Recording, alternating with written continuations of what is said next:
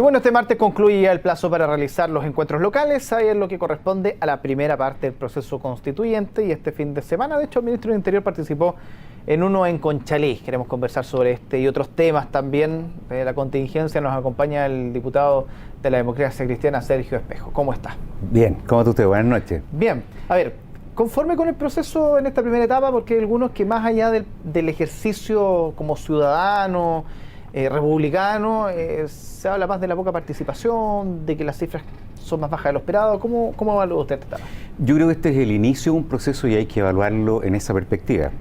Por muchos años, uno de los déficits que más se han planteado sobre nuestra democracia es la escasa participación de las personas en la toma de decisiones en general.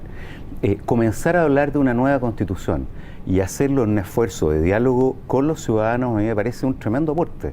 Y creo que lo que uno tiene que hacer es ir aprendiendo de cada etapa. Si hubiéramos querido más participación en esta fase, la pregunta es cómo promovemos más hacia adelante, no cómo nos concentramos, como ha hecho la derecha, en decir que esto prácticamente no sirve de nada. Yo creo que hay cuestiones que están pasando incluso a nivel global, que nos hablan de la importancia de este diálogo de información. Piensen lo que ocurrió en Inglaterra, en Gran Bretaña en realidad. Parte de los analistas señalan que uno de los problemas del Brexit, de quienes votaron a favor de salir, tiene que ver también con el ni siquiera tener muy claro ¿qué significa quedarse o salir de la Unión Europea? Entonces, si nosotros estamos hablando de algo tan importante como la Constitución, enfaticemos los mecanismos para promover información y un diálogo que nos permita construir algo que realmente nos dé tranquilidad a todos. ¿Es como también un llamado de atención nuevamente a la política en general sobre el descontento de la ciudadanía con ciertos procesos o no? Es que yo en esto veo la mitad llena del vaso, porque al principio de este proceso se señalaba que prácticamente no iba a participar nadie. Y lo que hemos visto es una cantidad de reuniones, de estos cabildos, muy superior a lo que se pensaba. Ahora, yo creo que haríamos mal si tratamos de comenzar a defender esto sin mirarlo en toda su complejidad. O sea, la participación ha sido superior a la que esperábamos, por supuesto. ¿Es suficiente? No todavía. Entonces lo que tenemos que hacer es revisar y profundizar esos espacios. Yo creo que ahí está la clave, más que enamorarse de un instrumento y decir con esto estamos listos. O sea, esto de extenderlo hasta agosto, por ejemplo, no era quizá una alternativa tan viable. O sea, yo en lo personal creo que todo aquello que permita que este proceso se profundice en información y diálogo es lo que hay que hacer. Lo demás es amarrarse a procedimientos que me parece que no nos ayudan, la verdad, no es lo más útil. Y en ese sentido, lo digo en el sentido de que ayer participó el ministro del Interior, Mario Fernández, ahí debutando prácticamente. ¿Usted cree que la impronta que está tratando de transmitir en el ministerio es lo que se necesitaba, sin desmerecer lo que hizo el ministro Burgos en su minuto? O sea, yo primero creo que el ministro Burgos jugó un tremendo rol en el gobierno. Y yo lamenté su alejamiento, quiero ser muy claro en esto. Y me gustaba además la dupla que hacía con el ministro Valdés. Creo que contribuía a generar un eje en el gobierno que permitía sacar adelante las tareas. Pero usted me preguntó mi opinión y yo le cuento la mía. Ahora él decidió renunciar, yo respeto esa decisión. Y en el caso del ministro Fernández, yo creo que el ministro Fernández tiene una ventaja para esta etapa, que es una persona, diría yo, más fluida en la conversación, en el diálogo. Y yo ¿Cómo es eso? ¿Cómo más fluida en la conversación? No, yo creo que él se aproxima en esta etapa viniendo descansado, como dice él siempre cuando comenta que estuvo 2 años de embajador y en Uruguay, mejor lugar imposible. Creo que está en el momento indicado y es la persona indicada para provocar el nivel de diálogo que al interior de la coalición requerimos. La verdad es que eso estaba bastante crispado. No creo que haya sido responsabilidad del ministro Burgos de manera alguna, pero obviamente facilita un cambio de jugador en este caso para poder conversar sobre esto. Es que había veces que el ministro Burgos ordenaba la mesa los días lunes y por ahí por el miércoles se desordenaba de nuevo, porque tienen reunión una vez a la semana. Con Mario Fernández, ¿cómo garantiza que la reunión del lunes la ordene y que el día miércoles no se desordene de nuevo? Nada lo garantiza si los actores políticos no tenemos la disposición a colaborar. Yo creo que aquí necesitamos claridad del gobierno, una posición en el gobierno, que discutirán lo que quieran discutir entre ellos, pero una vez que llegan a un acuerdo, una posición hacia afuera y disposición de todos quienes lo respaldamos en el Parlamento, en los partidos políticos, a trabajar con ellos y a ordenarnos. Pero seamos claros, Aquí, si los alumnos son desordenados, como a ratos ha aparecido la nueva mayoría, no hay cómo ordenar eso. Yo espero que eso cambie. ¿Hay algunos que tienen muchas notaciones negativas o no, los alumnos? ¿En quién está pensando usted, por ejemplo? No, le pregunto nomás, pregunto abiertamente. ¿Hay algunos que tengan notaciones negativas o no? Yo creo que en estos días... ¿Están condicionales? Yo creo que en estos días el Partido Comunista se anotó una anotación negativa, de esas que se ponían en el pizarrón cuando uno era chico, al rechazar el planteamiento que el ministro Valdés, en representación de la presidenta Bachelet, hizo en materia de salario mínimo. Yo creo que ahí se notaron una anotación de esas negativas y creo que es bueno eso registrarlo. Como para mandarlo a inspectoría eso usted, ¿no? Mire, ellos al día siguiente hicieron el acto de contrición que correspondía, dieron una voltereta, cambiaron de opinión y yo lo celebro. Pero si usted me pregunta dónde están esas anotaciones o no, ahí yo veo una clarita esta semana y quisiéramos que no se repitiera. Porque, de nuevo, todos podemos opinar distinto y la diversidad de opiniones enriquece lo que hacemos, pero hay momentos difíciles. Un momento difícil es el de la discusión del salario mínimo. Otro momento difícil que viene en muy pocas semanas más es la discusión del presupuesto. Y es en momentos como eso donde usted necesita que el curso esté ordenadito. El profesor tendrá que explicar bien la materia, pero el curso tiene que estar ordenadito detrás, porque si no esto no funciona. Y en un momento de restricciones económicas, de convulsiones en los mercados a nivel internacional, la verdad es mejor estar bien ordenadito. Ahí el director del colegio tiene la atribución de echarlo del curso, si es que no... No existe esa atribución porque esto no es un colegio. Al final del día nuestra imagen ha sido ilustrativa. Pero yo quiero decirle que hay alumnos que renuncian al colegio y se van. Y si a alguien no le parece lo que se está haciendo acá, bueno, cada uno es libre de escoger su camino. Yo me alegro de que al día siguiente de haber votado en contra de la propuesta del gobierno, que era una propuesta mejorada, porque agreguemos además que por primera vez tengo la impresión desde el retorno a la democracia, entró una proposición de salario mínimo del gobierno a la Cámara y fue en la Cámara de Diputados donde se la mejoró significativamente. Entonces, que al día siguiente de haber votado en contra hayan votado a favor, me alegro que hayan entrado en razón, pero nos hubiéramos hecho todos un gran servicio. Y a la presidenta, por supuesto, si la hubiéramos respaldado en esto como necesitaba. Ahora, leyendo algunas entrevistas suyas por ahí del año 2007, 2008, usted decía que veía la democracia cristiana, o le preocupaba más que la democracia cristiana o la concertación se preocupara de hechos del pasado, que si que se esquerdizaba o no mucho la concertación en su minuto.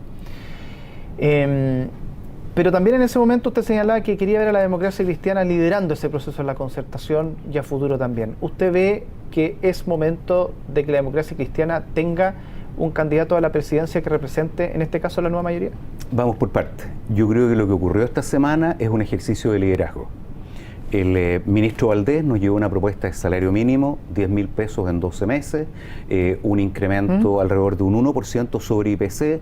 Nosotros le dijimos 26.000 pesos en 18 meses, 2% sobre IPC, y el ministro Valdés lo recogió. La nueva mayoría se alineó en torno a eso. Con el voto en contra del Partido Comunista, se aprobó en el Senado, volvió a la Cámara y se aprobó. Yo creo que ese es el tipo de ejercicios que uno espera de un partido como la Democracia Cristiana. Un ejercicio donde uno es capaz de decir: esto que me proponen no es lo que creo correcto, le contrapropongo esto otro y después lo defiendo. Y lo digo sin complejo. Y facilita además que todos nos ordenemos. Eso no lo hemos visto necesariamente hacia atrás. Yo en los primeros 2 años de gobierno he visto más bien a una democracia cristiana que en el esfuerzo por apoyar al gobierno ha tendido a diluirse y a no mostrar con total claridad sus opiniones. Hoy día creo que lo estamos haciendo.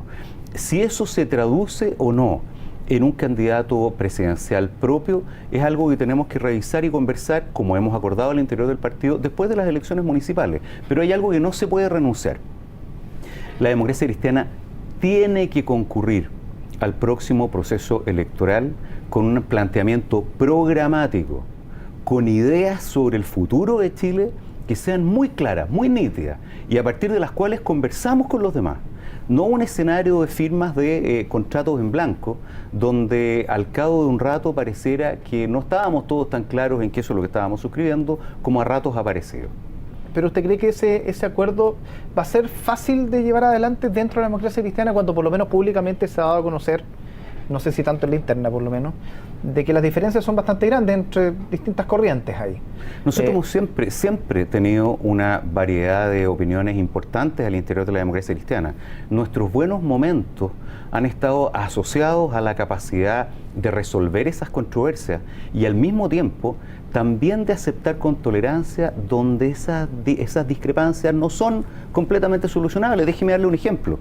Yo creo que una de las decisiones más difíciles que hemos tomado tuvo que ver con la despenalización de la interrupción del embarazo en 3 causales, por lo menos en la Cámara de Diputados.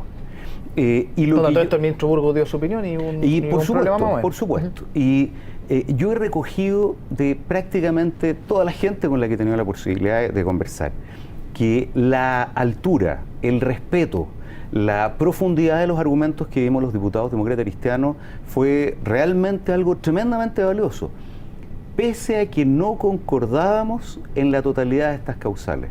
Fuimos capaces de hacer un planteamiento desde nuestras convicciones que reconocía también que había espacios para la diferencia. ¿Qué es lo que no puede pasar? ¿Qué es lo que hace mal? Lo que hace mal es pararse desde la diferencia. Eso es lo que nadie entiende. Cuando usted no ha tenido la posibilidad de dialogar todavía y se levanta alguien con una bandera y el otro con otra y somos del mismo lado. Eso es lo que no se entendió en la ley de salario mínimo, en la discusión del salario mínimo. ¿Cómo es posible que habiendo un planteamiento en algo tan central como esto, donde sabemos que el salario mínimo es insuficiente, pero sabemos, como nos decía el ministro Valdés, que estábamos en el límite de las posibilidades fiscales, que se produzca esta discrepancia aparentemente tan radical y que al día siguiente desaparece? Eso no se entiende, hace mal, no funciona. Yo no lo quiero respecto de quienes apoyamos el gobierno, pero menos aún al interior donde la democracia cristiana, donde nuestras diferencias tienen que permitirnos enriquecer y llegar a un acuerdo.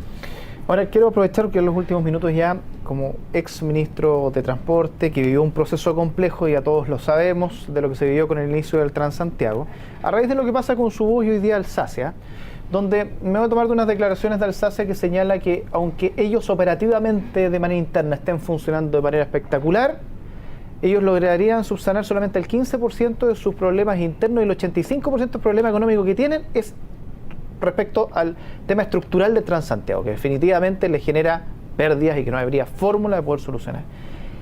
Mirando con retrospectiva, con los conocimientos, con los antecedentes que quizás maneja sobre el proceso del Transantiago o los que tuvo en su momento, ¿eso puede ser tan así? ¿Puede llegar a ser que una empresa el 85% o un diferente porcentaje se lo atribuye a un problema estructural de Transantiago? Mire, no estoy en el detalle, pero me cuesta creerlo. Déjeme decirle que en mi experiencia yo veo más bien los efectos positivos de la ley Espejo en la provincia de Colchagua, Cardenal Caro, Cachapoal, en O'Higgins, pero yo tengo la impresión que aquí es necesario sincerar muchas cosas. Y un debate donde por sobre las preferencias ideológicas nos concentremos en la forma de dar ciudades gobernables, territorios amables y un transporte coherente con eso, no solo en la región metropolitana, porque déjeme decirle que el desorden en la quinta región, en la octava, son mayores. Eso supone transparentar qué nivel de calidad de servicio queremos y cuánto cuesta. Es decir, transportarse en Santiago, donde democratizamos el metro, porque la gente más pobre no tomaba el metro 10 años atrás. Transportarse en Santiago, en el sistema subterráneo o de superficie, ¿cuánto cuesta? ¿Cuánto cuesta para el nivel de calidad de servicio que queremos en una ciudad tremendamente desintegrada, donde la gente tiene que recorrer 2 horas para llegar a su lugar de trabajo? ¿Cuáles son las exigencias de infraestructura que eso requiere? Porque cada cierto tiempo escuchamos la línea de metro que va por allá, el corredor que va por el otro lado, los subsidios a la renovación de taxis colectivos en mi región, o a la renovación de buses antiguos. Bueno, pero ¿cuál es la exigencia de infraestructura que tenemos para esa calidad de servicio? Esa pregunta, y perdona, es que se me viene a la cabeza, ¿no se hicieron en su minuto también? Así es. Porque el Transantiago partió en el año 2007, estamos ya 9 años, y que una empresa después de 9 años venga a vivir lo que está viviendo y dar ese tipo de declaraciones, es lo que cuesta entender de por qué, qué se pensó o qué no se pensó en su Que minuto. es la razón por la que a mí esta explicación me parece poco plausible. Ahora, porque no estoy en el detalle. Sí. Si es sobre esto que se va a conversar, mi sugerencia es bastante simple. En un tema complejo, sí, yo preferiría y querría que se sinceraran los desafíos que se espera resolver, la calidad de servicio que se espera entregar, los costos de aquello y las facultades y deberes que le corresponden a cada uno. Mire, yo en su momento dije, y me trataron bastante poco amistosamente, que el Estado tenía que tener la capacidad de intervenir en empresas que no estuvieran en condiciones de continuar prestando servicios.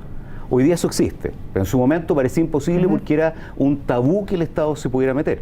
En su momento dije que yo quería al metro operando buses en superficie, porque lo que necesitábamos era un gran operador, como ocurre en las grandes ciudades del mundo, que es capaz de gestionar una operación integrada.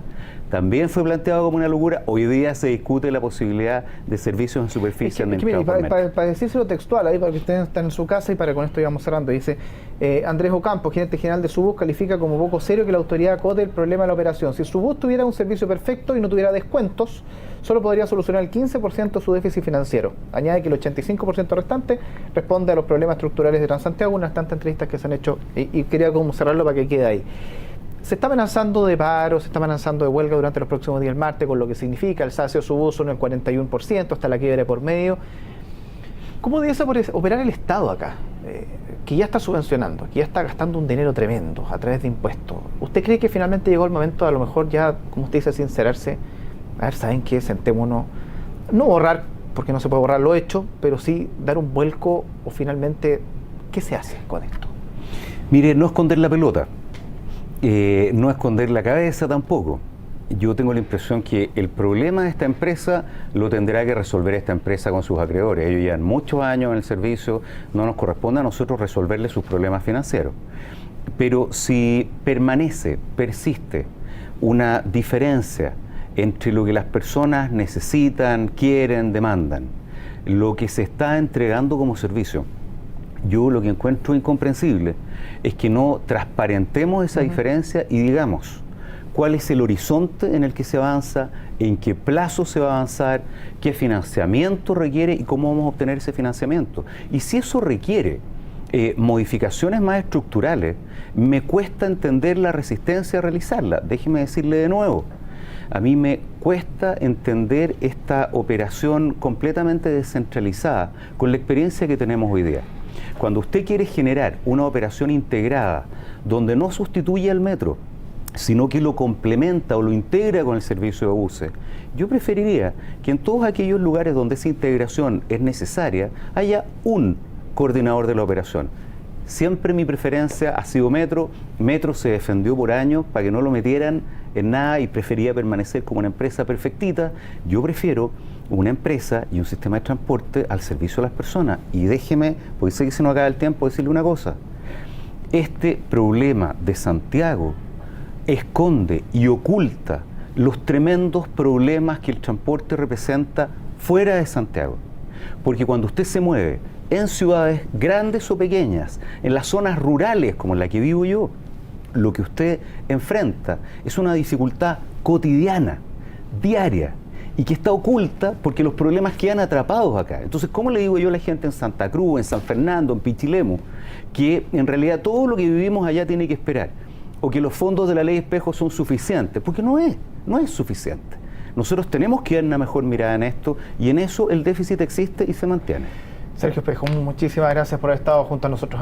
Gracias a usted, general. Que esté muy bien. Gracias. Hacemos una pausa nosotros hasta ahora y ya regresamos con más noticias.